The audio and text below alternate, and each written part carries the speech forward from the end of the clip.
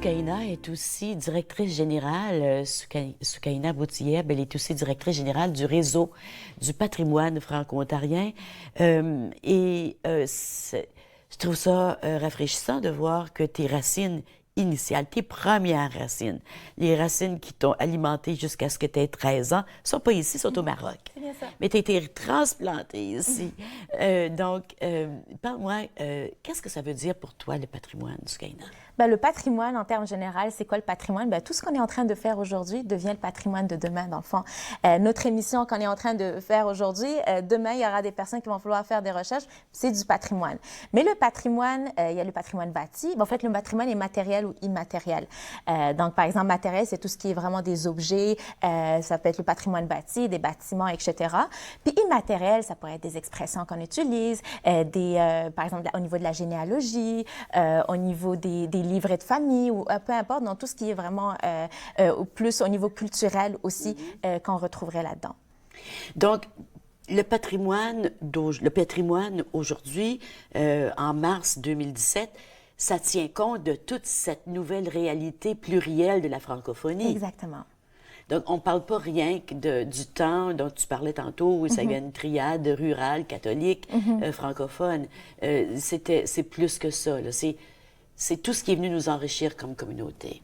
Donc, quand on parle des 400 ans de présence française en Ontario, ben, on parle de 400 ans jusqu'à aujourd'hui. Oui, puis on parle des Autochtones aussi. Exactement. Ouais. Vous publiez à toutes les saisons, 4 fois par année? 3 fois par année. 3 fois par année. Une magnifique revue qui s'intitule Le Chaînon. Je vais vous la montrer. Ça c'est le numéro du printemps. Et dans quelques semaines, je vais recevoir Sami Khalid, qui est le rédacteur en chef du Chaînon. Il y a des articles, si vous n'êtes pas abonné au Chaînon, je vous le recommande fortement. Il y a toutes sortes de choses là-dedans, de toutes les régions. C'est une grosse entreprise. C'est ça. C'est vraiment la revue de l'Ontario français. Tout bon franco-ontarien qui veut en savoir plus sur la francophonie ontarienne ou même écrire lui-même, on accepte toujours d'avoir des collaborateurs bénévoles qui nous écrivent aussi. C'est vraiment, ça regroupe toute l'histoire, le patrimoine, puis la généalogie aussi, puis vraiment donner une voix aux franco-ontariens. Et il y a de tout, là. Je vais vous donner un exemple, là, parce qu'on va en parler plus longuement dans quelques semaines. Mais on parle de Caledonia Springs. Bien, ça, la plupart des gens d'ici ne savent pas. Caledonia Springs, qui est dans l'Est, juste en sortant d'Ottawa, c'était déjà un centre touristique très populaire à travers le monde. Parce qu'il y avait des sources médicinales qui sont les vrais métis, des franco-ontariens à la ruée vers l'or. Comment choisir son logiciel de généalogie. Il y a plein de choses là-dedans. Mais vous avez aussi des dossiers que vous suivez, des prix que vous remettez. Vous venez de remettre le prix Huguette Parent. Oui, le prix Huguette Parent puis le prix Roger Bernard. On l'a remis le 23 février. Donc, vraiment dans une atmosphère, une ambiance avec notre ambassadeur d'ailleurs. Notre ambassadeur, M. Stéphane Guertin. C'est Stéphane. Oui, cette année, à chaque année, on choisit un ambassadeur du mois du patrimoine de l'Ontario français. Pourquoi vous avez choisi Stéphane? Stéphane Guertin a été choisi par le conseil d'administration de par son implication.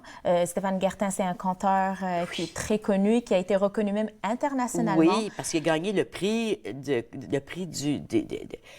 international. Exactement. Pour le meilleur là, conteur. Oui, exactement. Donc, on a de belles perles ici dans la francophonie ontarienne qu'il faut juste qu'on les reconnaisse puis qu'on leur donne encore plus leur place dans plus de visibilité.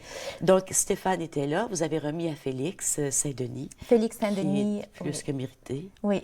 Je dois avouer, puis le jury, au fait, qui était derrière la nomination de ces prix-là, le jury a eu vraiment une tâche très difficile. On a eu des candidatures, il faut le dire, très solides.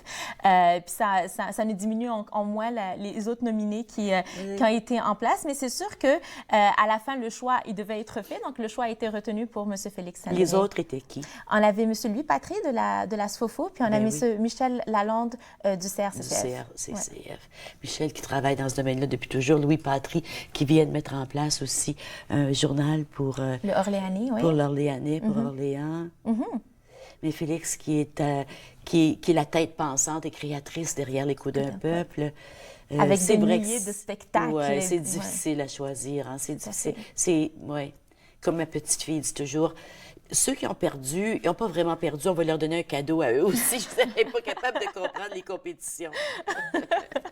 Mais c'est sûr qu'à la fin, je pense que tout le monde reconnaît que chaque année, malheureusement, on donne juste un trophée. Ouais. Fait que il y a la chance pour d'autres personnes les années suivantes, bien évidemment. Et quels sont les autres dossiers que vous suivez présentement? Ben, entre autres, ce qu'on a aussi, on a un centre de recherche pour la généalogie.